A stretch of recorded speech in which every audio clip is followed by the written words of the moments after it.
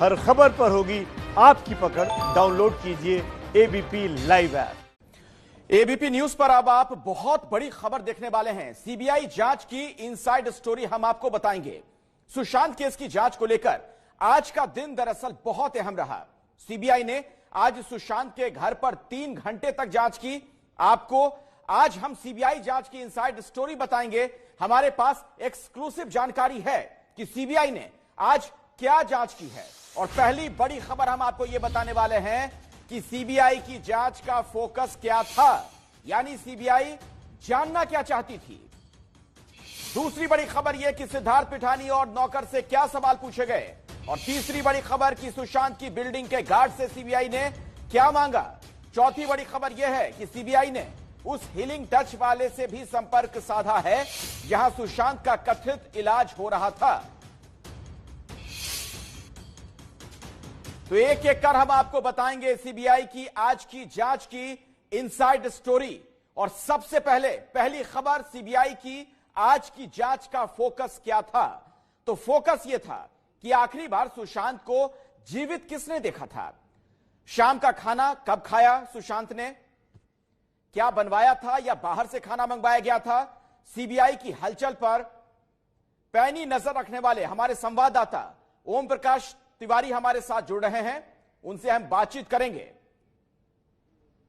तो आइए हम आपको सीधे ओम प्रकाश के पास ही लिए चलते हैं। और ओम प्रकाश, ये आप बताएं कि सीबीआई जांच का फोकस इस ओर क्यों है।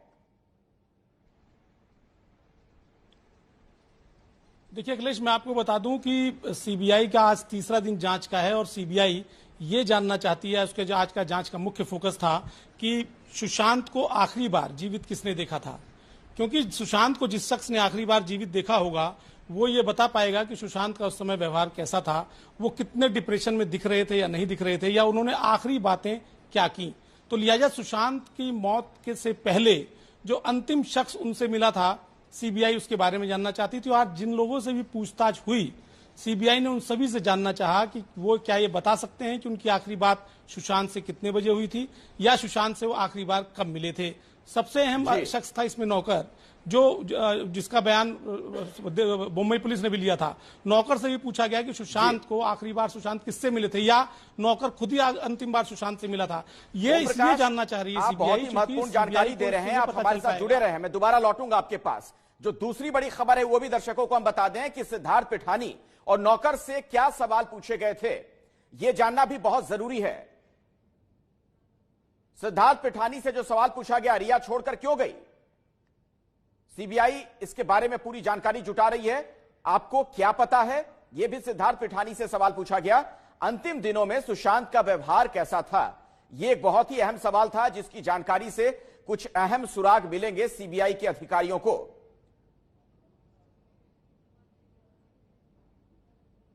और हमारे साथ ओम प्रकाश तिवारी लगातार जुड़े हुए हैं, हमारे सहयोगी। नौकर से पूछा गया कि रिया के अलावा कौन कौन घर में आते थे।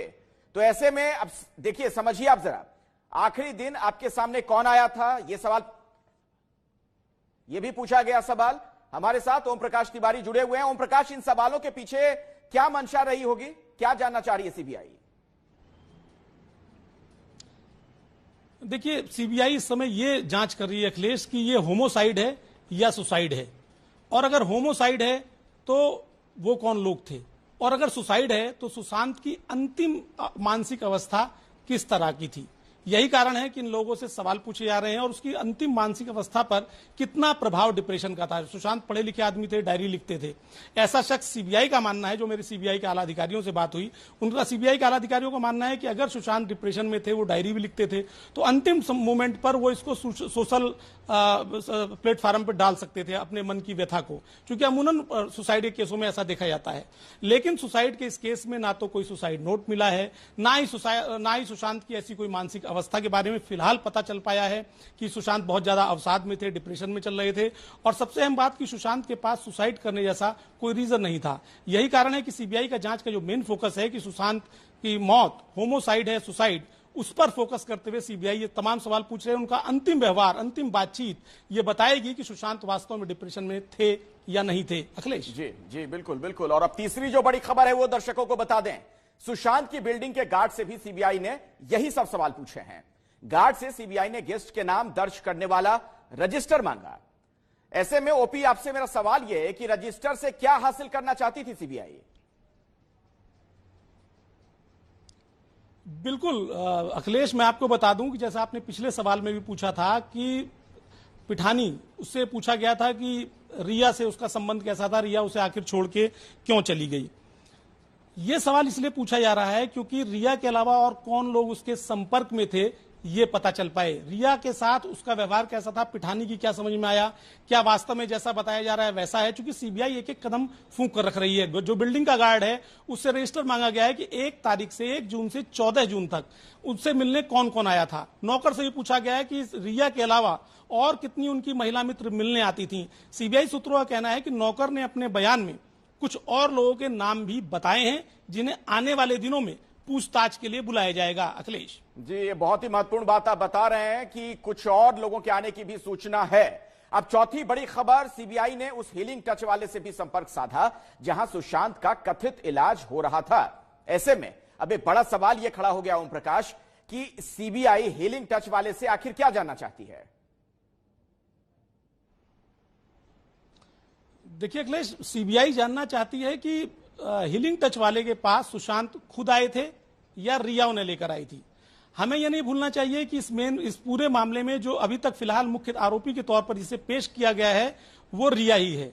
तो लिहाजा सीबीआई इस जांच के साथ साथ ये भी जानना चाहती है कि रिया क्या उस हीलिंग टच वाले के पास लेके आई थी या सुशांत खुद लेके आए थे। यही सवाल पिठानी से किया गया था कि रिया से उनके संबंध कैसे थे।